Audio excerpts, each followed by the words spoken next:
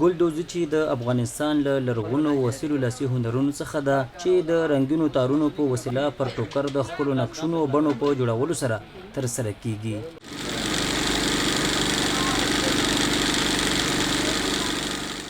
د هنر له پخوا راهیسې د افغاني کلتور او دودونو مهمه برخه پاتې شوې او د هیواد په بېلابېلو سیمو کې ځانګړی ځای لري.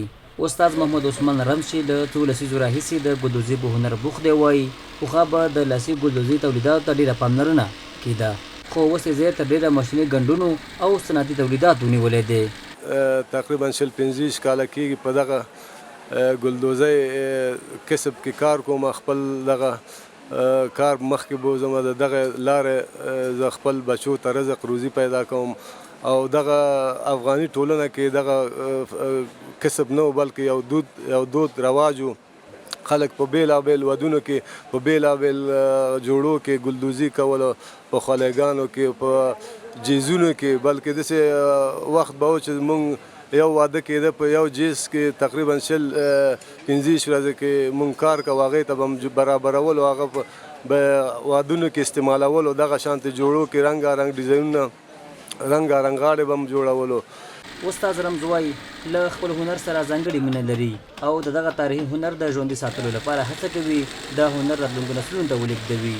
د هغه په وینا که د دې هنر د ودې لپاره لازم ملاتړ وشي او د تولیداتو لپاره مناسب بازار برابر شي نو ګلدوزي به بېرته خپل پخوانی مقام ترلاسه کړي. نو فلحال دغه هنر چې دی، دغه ګلدوزي، د خامکدوزي، دغه تیار جوړې چې جوړوي ده، نو دغه په اثر پې اچولی دی ځکه لږ کم شوی دی.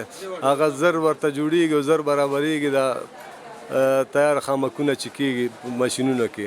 نو زمونږ کار کې لږ اثر اچولی دی. هڅه کوم چې دې نه بعد هم شاګردان وروزم او دغه هنر لا زیاته شي، په مخه لاړ شي او څنګه چې د ابتدا نه د دې هنر قدر خلک کوي نو دې نه بعد هم وکړي دغه هنر نور زیات پراخه شي. نوموړی له اړونده ادارو غواړي چې د لاسي هنرونو د ودې او ملاتړ لپاره لا ډېرې اسانتیاوې برابرې کړي څو د لرغوني هنر له زوال څخه وژغورل شي او راتلونکو نسلونو ته په ښه ډول ولېږدول شي.